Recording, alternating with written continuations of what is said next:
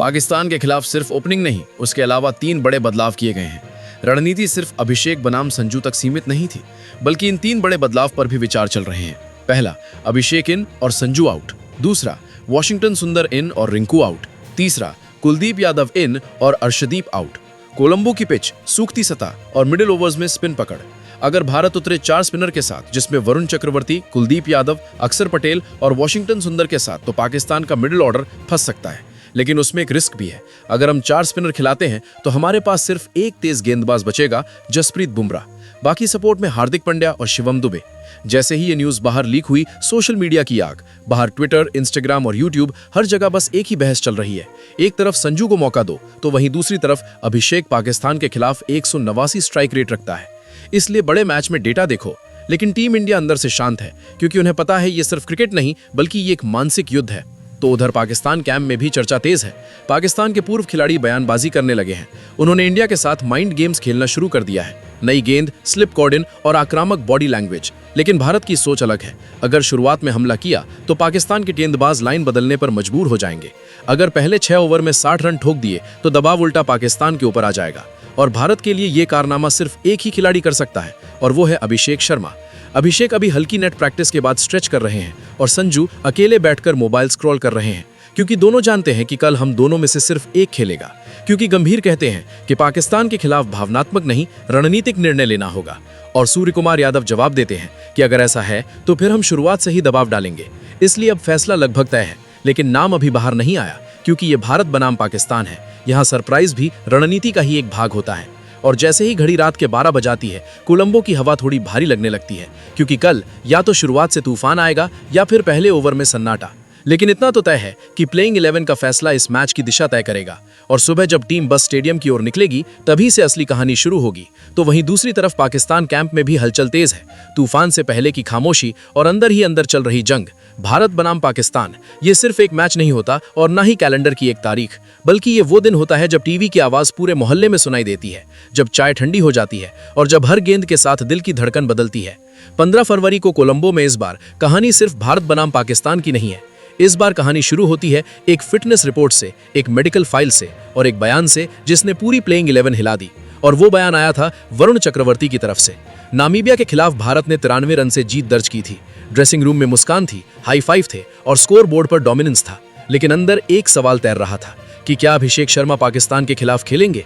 USA के खिलाफ पहले मैच में पहली ही गेंद पर आउट गए थे और फिर फील्डिंग के दौरान मैदान पर नहीं लौटे। उसके बाद खबर आई कि पेट में तेज दर्द, और जब फिर पुष्टि हुई तो पता चला स्टमक इन्फेक्शन। कप्तान सूर्य कुमार यादव ने प्रेस में कहा कि वो 1-2 मैच मिस कर सकते हैं। बस फिर क्या, यहीं से शुरू हुई चयन की जंग। नामीबिया मैच के बाद प्रेस कॉन्फ्रेंस, कैमरे ऑन और माइक आगे। एक सीधा सवाल कि क्या अभिषेक पाकिस्तान के खिलाफ खेलेंगे। कमरे में 2 सेकंड का सन्नाटा।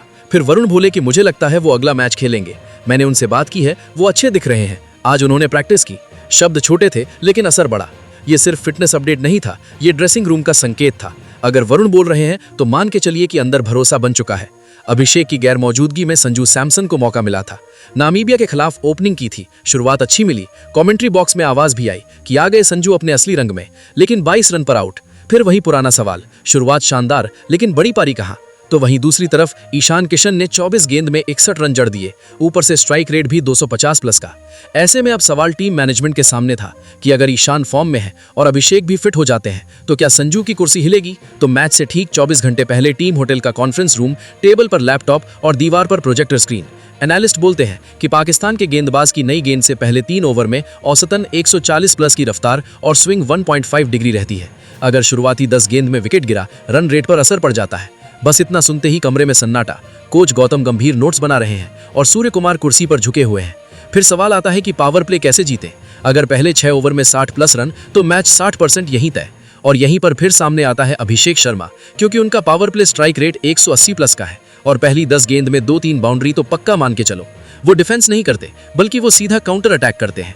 उसके बाद रूम में मेडिकल टीम की एंट्री, दरवाजा खुलता है और मेडिकल स्टाफ अंदर आता है। रिपोर्ट में no fever and stamina test pass. हल्की कमजोरी है लेकिन मैच के लिए फिट है। देखा जाए तो बड़े मैच में 95% फिट खिलाड़ी भी भारत बनाम पाकिस्तान मैच में 100% बन जाता है।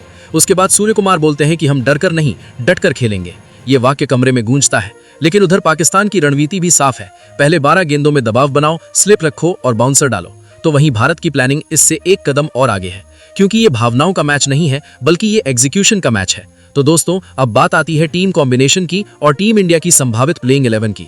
तो लगभग टीम इंडिया की प्लेइंग 11 कुछ इस तरह से हो सकती है: ईशान किशन, अभिषेक शर्मा, सूर्य कुमार यादव, तिलक वर्मा, हार्दिक पांड्या, शिवम दुबे, अक्षर पटेल, वॉशिंगटन सुंदर, कुलदीप यादव, वरुण चक्रवर्ती और जसप्रीत बुमराह। दोस्तों, भारत बनाम पाकिस्तान का ये मुकाबला सिर्फ एक रिजल्ट से तय नहीं होगा। ये मैच तय करेगा किसकी सोच बड़ी थी, किसने रिस्क लिया और किसने डर कर नहीं बल्कि दबा कर खेला।